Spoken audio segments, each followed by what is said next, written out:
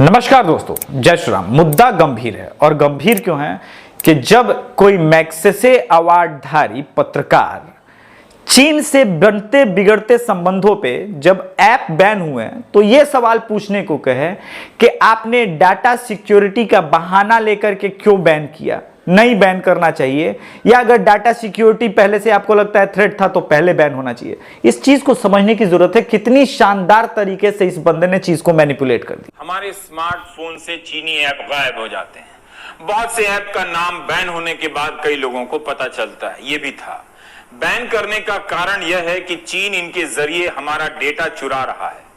अगर ऐसा है तब तो इन्हें बगैर सीमा पर तनाव के बंद हो जाना चाहिए था।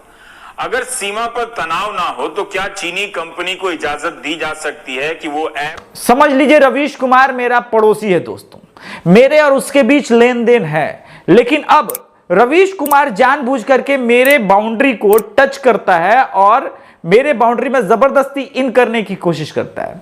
तो क्या मैं उसके साथ वो व्यापारिक समझौता रखूंगा? मैं कोई ना कोई बहाना रख के तोड़ दूंगा। यह बात और है कि मोहल्ले भर के लोगों का दबाव है कि चूंकि हम लोग आपस में ही एक दूसरे से जुड़े हैं तो एक दूसरे के साथ व्यापारिक समझौते करेंगे। I am talking about world trade organization. लेकिन फिर भी हम कुछ ना कुछ बहाना बनाएंगे। तो चीन के खिलाफ इनके ऐप को बैन करने का सबसे आसान बहाना इंडिया के लिए यही होगा कि भाई हमको साइबर थ्रेट है। समस्या ये नहीं है, ये इस एपिसोड में बार बार कहते हैं कि चीनी माल टिकाऊ नहीं होता है, मगर आप याद कीजिए कोविड के टाइम में यही मैग्सेसे अवार्डधारी कब लीजिएगा वेंटिलेटर भारत सरकार काहे नहीं ले रही है, पीपीई किट भारत काहे नहीं ले रही है, N95 खुद काहे बना रही है भारत, चीन से काहे नहीं ले रही। ऐसा लग रहा था जैसे आप अमेजॉन प्राइम वाले कुछ होते हैं ना इन्फ्लुएंसर, सोशल मीडिया इन्फ्लुएंसर, जो कहते हैं अमेजॉन प्राइम से बोया का माइक ले लो, अमेजॉन प्राइम से ये मोबाइल ले लो। ऐसे हालात लग रहे थे कि एनडीटीवी के दफ्तर से लगातार बेचा जा रहा। और एनडीटीवी क्यों? दवाया, न्यूज क्लिकिंग इन, स्क्रॉल, प्रिंट सभी यही कर रहे थे। क्यों कर रहे थे ये समझना मुश्किल नहीं है। अब रवीश कुमार फिर से आते हैं और कहते हैं देखिए भारत न्यूज चैनल भी जो है बीए के छात्रों के तरह खाली पन्ना भरते हैं। बीए के छात्र वही जिनके लिए अभी तक लड़ाई लड़ रहे थे कि रोजगार नहीं है, रोजगार नहीं है। इस बात को मैं न जाने कितने दिन से कह रहा हूं कि वो पन्ना भर भर के खाली डिग्री लिए हैं। खैर इसी बहाने उन्होंने ये बात बता दी। खैर बीए के छात्रों की तरह रिया का पत्रकारिता के नाम पे जो है पन्ना भर रहा है। ये बताना नहीं भूले कि रिया के साथ जो है वो पत्रकारिता के नाम पे जो है वो टारगेट किया जा रहा है रिया को। मगर एक बात तो और है, पत्रकारिता के नाम पे एक सेक्शन सुशांत सिंह राजपूत को भी तो ये कह रहा है कि वो ड्रग लेता था, जबकि सुशांत, रिया जिंदा है और ये बात बता सकती है कि उसको हरास किया जा रहा है, बुलिंग किया जा रहा है, वो सही है वो गलत है, अपनी बात वो रख सकती है, उसके पास माध्यम है।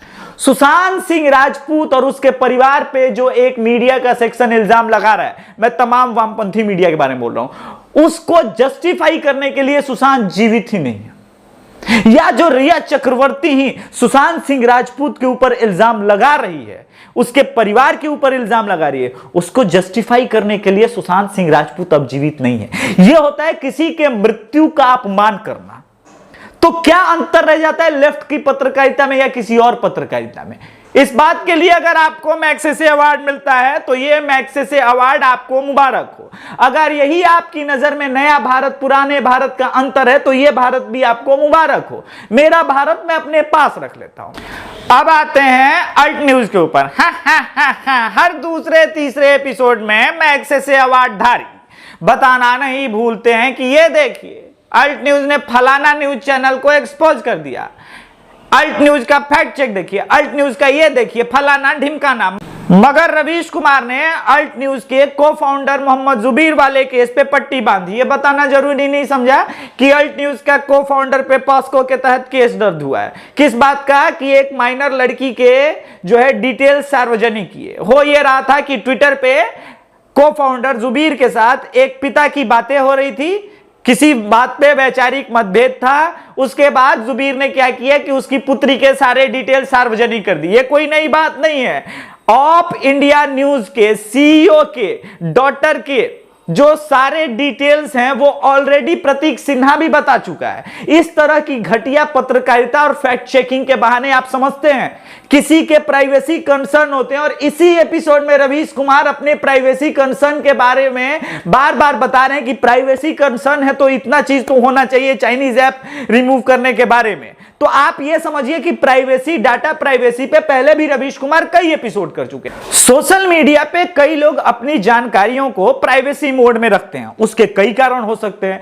थ्रेट हो सकता है, अपनी पहचान नहीं जाहिर करने के कई कारण होते हैं, वैचारिक असहमति के कारण। जैसे आपने देखा होगा कि सिर्फ फेसबुक पोस्ट पे बंगाल में मर्डर हो जाता है, केरल में आरएसएस के लोगों का मर्डर हो जाता है, या अभी एक और फेक न्यूज। अच्छा, अल्ट न्यूज का फेक न्यूज बड़ा सिलेक्टिव होता है वो पहचान करना। एक फेक न्यूज फैलाई जा रही है कि जो उत्तर प्रदेश में एक कैब ड्राइवर की हत्या होगी उसको लिंचिंग का रूप दिया गया।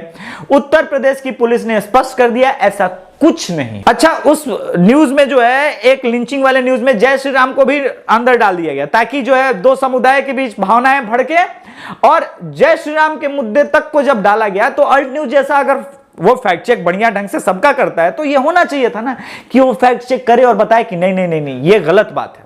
मगर जुबेर या फिर प्रतीक सिन्हा जैसे लोगों का अपना आइडियोलॉजी है, और आइडियोलॉजी के तहत काम होता है। आइडियोलॉजी का मतलब यह है कि आप समझते हैं ना, एंटी बीजेपी।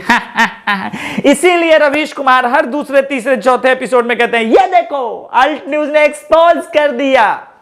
पर वास्तविकता क्या है? अल्ट न्यूज के पिताजी जो प्रतीक सिन्हा के जो फादर हैं वो खुद भी फेक न्यूज फैलाए थे गुजरात रॉयट के ऊपर। ये कोई छुपी हुई बात नहीं है। मगर कोई बात नहीं, मुकुल जी को माफी है, इन लोगों की अपनी अभिव्यक्ति की आजादी है। जैसे सुदर्शन न्यूज के एंकर को आजादी नहीं है, सुरेश चौहान के जी को आखिर 30 सेकंड के प्रोमो में कितनी बड़ी बातें हो गई होंगी आप समझते हैं। वैसे ही जब एक वेब सीरीज आ रही है एकता कपूर की, जो एक एयरफोर्स ऑफिसर पे, एयरफोर्स खुद गया था कोर्ट में कि भाई एयरफोर्स ऑफिसर के बारे में गलत दिखाया जा रहा है, तो इस पे माननीय कोर्ट का यह कहना है कि भाई आप 2 मिनट 2.5 मिनट के प्रोमो में आप ये नहीं कह सकते कि पूरी वेब सीरीज में क्या होगी। यही बात इन्होंने पद्मावती के लिए भी कही थी। जब 2.5 मिनट के ट्रेलर को लेकर के खूब उत्पात किया गया था तो कहा था कि देखिए 2.5 घंटे की फिल्म है, ट्रेलर 2.5 मिनट का, आप कैसे कर सकते हैं। मगर यही तो पत्रकारिता का स्टाइल है, इसीलिए तो आपको शायद मैग्सेसे अवार्ड मिलता है। मैग्सेसे अवार्ड लेते जाइए, गौरी लंकेश अवार्ड लेते जाइए, अवार्ड अभी आपको कई मिलेंगे। तीस्ता शीतलवाड़ से अवार्ड लिए थे, बहुत अच्छी बात है रवि जी, अच्छा है। पर जो चीन के ऊपर के मुद्दों को लेकर के आप समझा रहे हैं, बीए के छात्रों के बारे में बता रहे हैं, वो आप बात मानते हैं ना कि कागज भर रहे हैं। उन कागज भरने वालों को बताइए सरकारी नौकरी के अलावा क्या उपाय था। इसीलिए हम कहते हैं कि जौ के साथ घून पिसेगा पिसेगा। इस देश में एक्चुअल टैलेंट मात्र 2 से 3% है, और उन्हीं 2 से 3% को जो है स्ट्रगल करना पड़ रहा है ऐसे लोगों की वजह से। आप समझिए, क्योंकि इस देश में हजारों कोचिंग सेंटर खुल गए हैं, और कोचिंग सेंटर क्या करते हैं, कहते हैं अच्छा तुम बीए की हो, बीएससी की हो, बीएड की हो, कोई फर्क नहीं पड़ता, सबको रेलवे की तैयारी करा। अब एक ही क्लासरूम में बैठ करके इंजीनियर लौंडा, मेडिकल का लौंडा, पीएचडी किया हुआ लौंडा, बीए वाला लौंडा, सब एक साथ रेलवे और बैंकिंग की तैयारी कर रहे हैं, और इस उम्मीद में कि सरकारी फॉर्म निकलेगा तो हम कुछ भरेंगे। सोचिएगा, सोचना जुर्म नहीं है। त्रासदी कितनी बड़ी है। मैं ये नहीं कह रहा हूं कि सरकारी जो नौकरियां हैं वो नहीं निकलनी चाहिए, ना ना ना ना, मेरा ऐसा कोई तर्क नहीं है। मेरा तर्क ये है कि आप खुद समझिए, इस अलग अलग क्लास के लड़कों के लिए अलग अलग नौकरियां बनी हैं। मैं ये कह रहा हूं, इसको मुझे आप लोग गलत इंटरप्रेट करेंगे तो फिर गलत हो जाएगा। मैं कह रहा हूं कि रेलवे की वैकेंसी निकलनी चाहिए, एसएससी की वैकेंसी निकलनी चाहिए, मगर जिसके लिए निकली है उसे नौकरी मिले। आपने पढ़ा होगा कि चपरासी की नौकरी के लिए पीएचडी के तक के लोगों ने आवेदन दे दिया। शर्मनाक है। चपरासी की नौकरी अगर जिसके आगे डॉक्टर लगा हुआ है वो करेगा तो क्या बुलाया जाएगा, उसको सोचिएगा। समझ रहे हैं, सोचना जुर्म नहीं है। जय श्री राम का नारा लगाइए अगर कमेंट बॉक्स में आपको लगता है कि वीडियो ठीक है। अगर आप नए हैं तो चैनल को सब्सक्राइब कीजिए, लाइक शेयर तो आप करते ही हैं, ठीक है। जय श्री राम।